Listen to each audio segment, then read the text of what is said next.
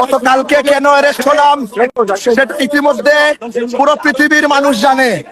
আমরা এয়ারপোর্টে টেররিস্ট আক্তারকে প্রতিহত করেছিলাম।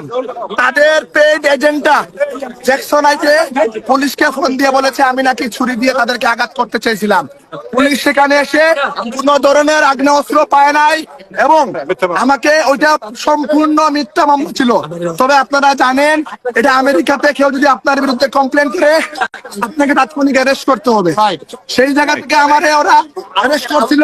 তবে আজকে আমাকে মহামান্য আদালত বেকসুর খালাস করছে। আমি এখন জেল আমরা বেরিয়ে আসছি, আমি পুরো মুক্ত। শেখ হাসিনার কর্মীদেরকে দাবায় রাখা ২৬ তারিখে জাতিসংঘের সামনে আমরা আওয়ামী লীগের নেতা কর্মীরা যেইভাবে আন্দোলন সংগ্রামের জন্য প্রস্তুতি নিয়েছিলাম তার চেয়ে দ্বিগুণ বেশি প্রস্তুতি এখন আমরা ইনশাআল্লাহ আপনাদের